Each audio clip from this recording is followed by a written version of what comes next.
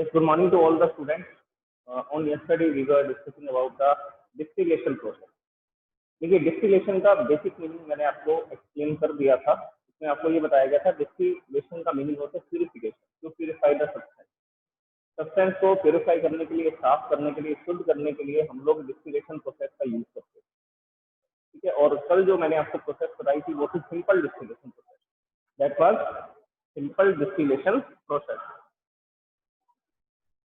Now we will discuss about the next separation method, which is fractional distillation.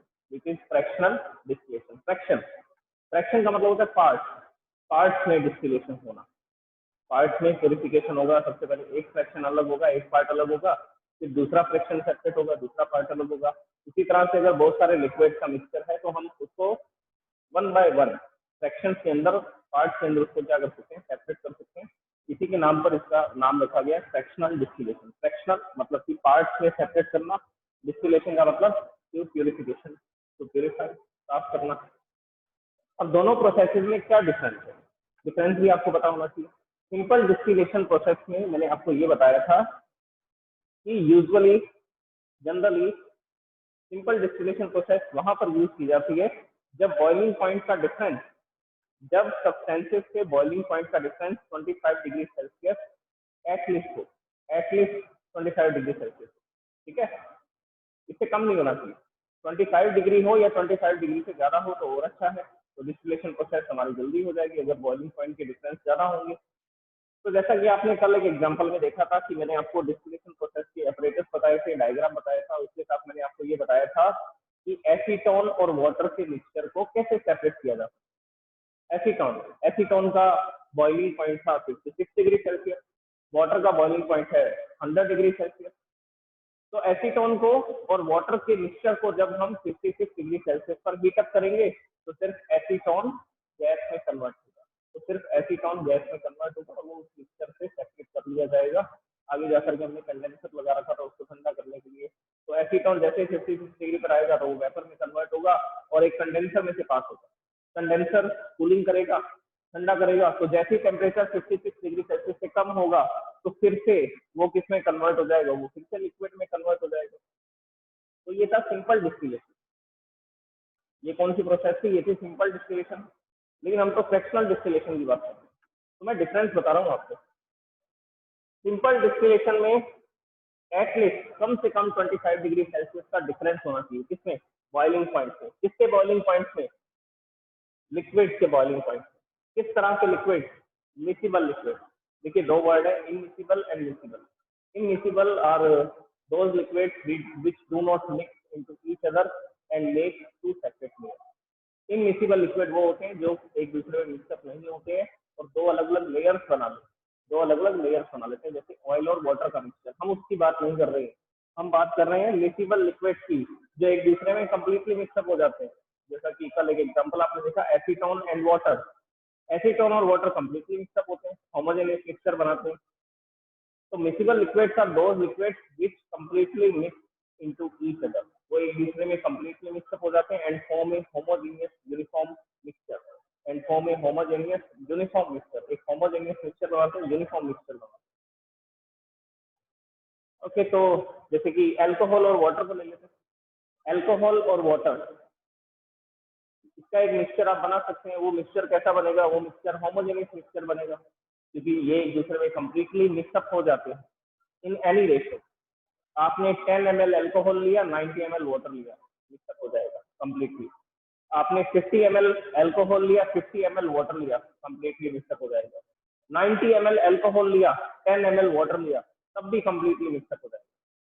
तो आप इन दो liquid को, alcohol और वाटर, इन दोनों को आप किसी भी प्रोपोर्शन में या किसी भी रेशो में उसको क्या कर सकते हैं, मिक्सअप कर सकते हैं और वो हमेशा होमोजेनियस मिक्सचर बनाएगा, कंप्लीटली मिक्सअप होगा। तो ऐसे लिक्विड को हम क्या बोलते हैं, मिसिबल लिक्विड। ऐसे लिक्विड को हम क्या बोलते हैं, मिसिबल लिक्विड। अब आइए definition. It is a process which is used to separate components. ये एक प्रोसेस है, मेन वर्ड्स को मैं अंडरलाइन करता हूँ। इट इज ए प्रोसेस, और ये किस काम आती है, टू सेपरेट कंपोनेंट। किसके कंपोनेंट, मिक्सचर के कंपोनेंट। और मिक्सचर क्या कंटेन करता है, टू और मोर मिसिबल लिक्विड। ऐसा मिक्सचर जो दो या दो से ज्यादा मिसिबल लिक्विड के साथ बना है, और विद क्लोजर बॉइलिंग पॉइंट, जिनके बॉइलिंग पॉइंट बहुत पास पास है, with in 25 degree Celsius, usually with in 25 degree Celsius, जिनके बॉइलिंग पॉइंट 25 डिग्री सेल्सियस से भी कम डिफरेंस है जिनके बॉइलिंग पॉइंट है, उसके लिए फ्रैक्शनल डिस्टिलेशन प्रोसेस यूज की जाती है। उसके लिए फ्रैक्शनल डिस्टिलेशन प्रोसेस यूज की जाती है जिनके बॉइलिंग पॉइंट में 25 डिग्री सेल्सियस से भी कम डिफरेंस है।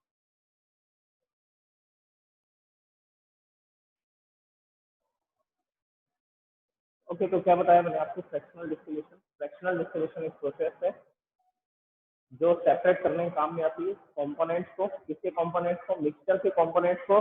और मिक्सचर किस तरह के सब्सटेंस से बने? दो या दो से ज्यादा मिसिबल लिक्विड का मिक्सचर है जिनके boiling point with in 25 degree Celsius, मतलब उनके बॉइलिंग पॉइंट के बीच में डिफरेंस 25 डिग्री सेल्सियस से भी कम है, 25 डिग्री सेल्सियस से भी कम डिफरेंस है बॉइलिंग पॉइंट के अंदर। इनको सेपरेट करने के लिए फ्रैक्शनल डिस्टिलेशन। फ्रैक्शनल डिस्टिलेशन में एक ऑपरेटर एक्स्ट्रा हो जाएगा, that is fractionating column. That is fractionating column. Simple distillation की प्रोसेस आपने देखी थी, उसमें हमने राउंड बॉटम फ्लास्क लिया था, उसके ऊपर थर्मोमीटर लगाया था, एक डिलीवरी ट्यूब थी, एक कंडेंसर था और एक बीकर था, एक बर्नर यूज किया था, एक ट्रैप और स्टैंड यूज किया था।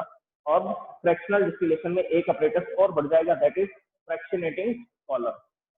तो दो डिफरेंस मैं आपको बता रहा हूँ। सिंपल डिस्टिलेशन यूज करते हैं जब बॉइलिंग पॉइंट के डिफरेंस 25 डिग्री सेल्सियस से ज्यादा होते हैं, और फ्रैक्शनल डिस्टिलेशन प्रोसेस तब यूज करते हैं जब बॉइलिंग पॉइंट के डिफरेंस 25 डिग्री सेल्सियस से कम होते हैं।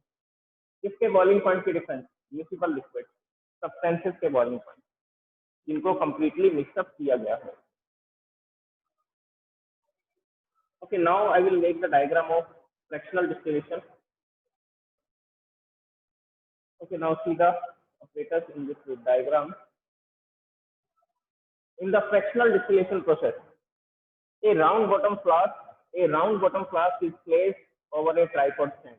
एक ट्राइपॉड स्टैंड के ऊपर राउंड बॉटम फ्लास्क को रखा गया है, and under this flask we are placing a burner. इस फ्लास्क के जस्ट नीचे हमने क्या रख दिया? एक बर्नर रख दिया, ताकि इस फ्लास्क में जो भी मटेरियल हो हम उसको हीट अप कर सकें, उसको गर्म कर सकें। और यहाँ पर लगाया हमने रबर कॉर्क, और रबर कॉर्क में क्या प्लेस कर दिया? Fractionating column. This is known as fractionating column. ये फ्रैक्शनेटिंग कॉलम। और इस फ्रैक्शनेटिंग कॉलम के टॉप पर हमने क्या लगाया? इस फ्रैक्शनेटिंग कॉलम के टॉप पर हमने लगाया थर्मोमीटर। फ्रैक्शनेटिंग कॉलम जो है उसके टॉप पर हमने क्या लगा दिया? थर्मोमीटर लगा दिया, ताकि हम यहाँ पर सब्सटेंस का टेम्परेचर देख सकें कि किस टेम्परेचर पर हमें इसको रखना है, क्या टेम्परेचर हमें मेंटेन करना है। ओके, और फ्रैक्शनेटिंग कॉलम को लगाने के लिए हमने यूज किया है आयरन स्टैंड का। तो एक आयरन स्टैंड लिया, आयरन स्टैंड की हेल्प से फ्रैक्शनेटिंग कॉलम को हमने इस जगह पर प्लेस कर रखा है, यहाँ पर फिक्स कर रखा है। इसके बाद में देखिए क्या क्या वर्किंग बता दी। बर्नर हीट अप करने के लिए, tripod stand, round bottom flask को यहाँ रखने के लिए। ये राउंड बॉटम फ्लास्क को डिस्टिलेशन फ्लास्क भी बोलते हैं। राउंड बॉटम फ्लास्क को आप क्या बोल सकते हैं? डिस्टिलेशन फ्लास्क भी बोल सकते हैं। इसमें रबर कॉर्क लगाया, रबर कॉर्क के थ्रू हमने फ्रैक्शनेटिंग कॉलम लगाया, और इस फ्रैक्शनेटिंग कॉलम में छोटे छोटे यहाँ पर ग्लास बीड्स बने हुए। It is written here glass bead, BEADS, bead. Glass bead कांच के छोटे छोटे टुकड़े भरे हुए हैं, ग्लास बीड।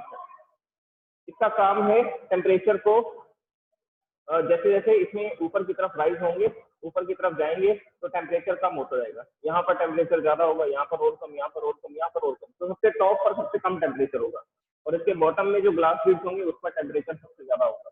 ये अभी आपको प्रोसेस में पता लगेगा कि ये किस तरह से।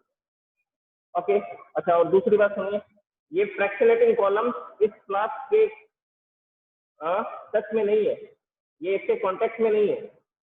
क्यों? क्योंकि यहाँ पर रबर कॉर्क लगा हुआ है। देखिए ध्यान से, ये ब्लैक कलर का जिसको मैंने डार्क कर रखा है, ये क्या है? Basically rubber cork. ये इसमें क्या लगा हुआ है? ये रबर कॉर्क लगा हुआ है, और रबर कॉर्क जो है, जो रबर है, वो एक इंसुलेटिंग मटेरियल है, तो वो यहाँ की हीट एनर्जी को फ्रैक्शनेटिंग कॉलम में ट्रांसफर नहीं करेगा। ये फ्लास्क का टेम्परेचर जो भी होगा, वो टेम्परेचर या वो हीट एनर्जी वो इसमें ट्रांसफर नहीं होगी फ्रैक्शनेटिंग कॉलम के अंदर। तो फ्रैक्शनेटिंग कॉलम इससे हीटअप नहीं होगा, तो मटेरियल राइज होंगे, उसके कारण उसमें टेम्परेचर मेंटेन। नेक्स्ट, ये फ्रैक्शनेटिंग कॉलम के यहाँ पर डिलीवरी ट्यूब लगी हुई है और इस डिलीवरी ट्यूब के ऊपर हमने क्या लगा दिया, कंडेंसर। डिलीवरी ट्यूब पर क्या लगा दिया हमने, condenser, to cool down the material, material को ठंडा करने के लिए। और नीचे रख दिया हमने बीकर, जो भी मटेरियल यहाँ पर ठंडा होगा वो लिक्विड फॉर्म में आ जाएगा, लिक्विड फॉर्म में आते ही यहाँ कलेक्ट हो जाएगा। तो अब एक एग्जांपल लेकर के चलते हैं, उस एग्जांपल से मैं आपको ये पूरी एक्टिविटी एक्सप्लेन करता हूँ।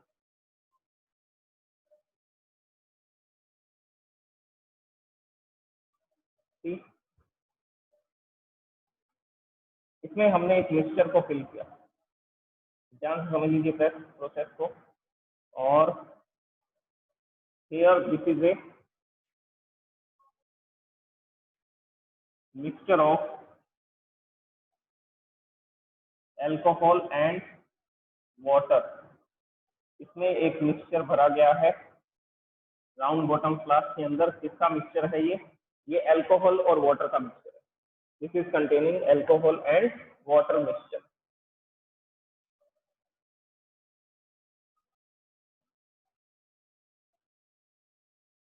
अल्कोहल एंड वाटर ये कंटेन कर रहा है इसके अंदर मिक्सचर। अब हमने इसको हीटअप करना है। हीटअप करने के लिए क्या करेंगे, बर्नर को स्टार्ट करेंगे। लेकिन सबसे इंपॉर्टेंट बात आपको इनके बॉइलिंग पॉइंट पता होनी चाहिए, अल्कोहल का बॉइलिंग पॉइंट और वाटर का boiling point. So I am writing here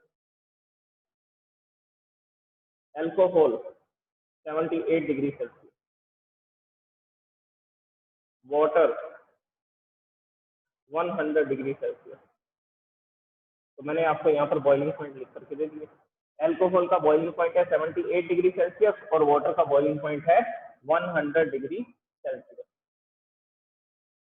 अब बताइए हम सब्सटेंस को हीटअप करेंगे। अब मान लो मैंने बर्नर को स्टार्ट किया, जैसे ही बर्नर को स्टार्ट किया यहाँ से फ्लेम्स प्रोड्यूस होंगी, फ्लेम्स प्रोड्यूस होंगी तो यहाँ का टेम्परेचर राइज होगा। अब यहाँ का टेम्परेचर 110 डिग्री सेल्सियस तक चला गया, 110 डिग्री सेल्सियस या उससे भी ज्यादा हो गया। तो अल्कोहल भी वेपर के फॉर्म में कन्वर्ट हो गया, वाटर भी वेपर की फॉर्म में कन्वर्ट हो गया। जो अल्कोहल था वो तो 78 डिग्री सेल्सियस पर ही गैस बन जाता है और वाटर 100 डिग्री सेल्सियस पर गैस बन जाता है। लेकिन मैं बोल रहा हूँ मैंने तो यहाँ का टेम्परेचर बहुत ज्यादा कर रखा है, 120-130 डिग्री सेल्सियस के आसपास कर दिया। तो अगर इसका टेम्परेचर 120 डिग्री सेल्सियस है तो दोनों ही गैस की फॉर्म में कन्वर्ट हो जाएंगे, दोनों ही गैस स्टेट में आ जाएंगे और अपवर्ड डायरेक्शन में राइज होंगे। तो किसमें एंटर करेंगे, फ्रैक्शनेटिंग कॉलम। राइज होंगे तो किसमें एंटर करेंगे, फ्रैक्शनेटिंग कॉलम में एंटर करेंगे। और फ्रैक्शनेटिंग कॉलम में ग्लास बीड्स है। तो वाटर वेपर और अल्कोहल वेपर जैसे ही यहाँ पर टकराएगा, ये ग्लास बीड्स उसकी एनर्जी को एब्जॉर्ब करेंगे, ग्लास बीड्स उसकी एनर्जी को एब्जॉर्ब करेंगे। एब्जॉर्ब करेंगे तो हम देखते हैं यहाँ का टेम्परेचर 90 डिग्री सेल्सियस, इसके ऊपर का टेम्परेचर 85 डिग्री सेल्सियस है, यहाँ का टेम्परेचर 78 डिग्री सेल्सियस है सबसे टॉप पर। ये किससे पता लगेगा, थर्मोमीटर से। तो थर्मोमीटर बता रहा है कि फ्रैक्शनेटिंग कॉलम में सबसे टॉप पर जो टेम्परेचर है वो 78 डिग्री सेल्सियस। तो हमने इस बर्नर को इस तरह से ऑन रखा, ऑफ किया बार बार, ताकि यहाँ का टेम्परेचर 78 डिग्री सेल्सियस मेंटेन रहे। अब ये डायरेक्टली हीटअप हो रहा है क्या बर्नर से, फ्रैक्शनेटिंग कॉलम डायरेक्टली हीटअप हो रहा है बर्नर से, आंसर है नो। ये हीटअप हो रहा है इस गैस से, जो गैस यहाँ पर राइज हो रही है, किसकी गैस, अल्कोहल और वाटर दोनों गैस स्टेट में कन्वर्ट हो गए, क्योंकि यहाँ का टेम्परेचर तो हमने कितना कर दिया, 120-130 डिग्री सेल्सियस कर दिया। तो दोनों ही गैस फॉर्म में राइज हुए और जैसे जैसे ग्लास बीड से टकराते जा रहे हैं तो यहाँ का टेम्परेचर 90 डिग्री सेल्सियस हुआ। तो 90 डिग्री सेल्सियस पर तो वाटर किसमें कन्वर्ट हो जाएगा, लिक्विड में। तो वेपर की फॉर्म में राइज हुआ, जैसे यहाँ टकराया लिक्विड की फॉर्म में कन्वर्ट हुआ और वापस कहाँ गिर गया, वापस इस स्पीकर में आ गया, वापस इस फ्लास्क के अंदर आ गया। तो ध्यान से समझ लीजिए, वाटर और अल्कोहल दोनों ही गैस फॉर्म में कन्वर्ट होंगे, दोनों ही वेपर फॉर्म में कन्वर्ट होंगे, फ्रैक्शनेटिंग कॉलम में जाएंगे। वाटर तो लिक्विड स्टेट में कन्वर्ट होकर दोबारा से किसमें आने लगेगा, दोबारा से डिस्टिलेशन फ्लास्क में आने लगेगा। और जबकि अल्कोहल ऊपर की तरफ राइज होगा क्योंकि अभी भी वो गैस फॉर्म में है और यहाँ का टेम्परेचर 78 डिग्री सेल्सियस। तो वो गैस इस तरफ ऐसा आगे की तरफ बढ़ेगी, डिलीवरी ट्यूब से आगे की तरफ जाएगी और यहाँ पर कंडेंसर इसको कूल डाउन करेगा। तो 78 डिग्री सेल्सियस से जैसे ही टेम्परेचर कम होगा, ये तो कौन सी स्टेट में आ जाएगा, ये अल्कोहल आ जाएगा लिक्विड स्टेट, और लिक्विड स्टेट से यहाँ पर ट्यूब से बाहर आएगा, इस ट्यूब से मूव आउट करेगा, बाहर आएगा और इस बीकर में कलेक्ट हो जाएगा। तो इस बीकर के अंदर आपको क्या मिलने वाला है, इस बीकर में आपको मिलेगा अल्कोहल। इस बीकर में क्या मिलेगा आपको, अल्कोहल। यहाँ पर अल्कोहल कलेक्ट हो रहा है। फिर से समझ लीजिए प्रोसेस को, फिर से समझ लीजिए प्रोसेस ध्यान से।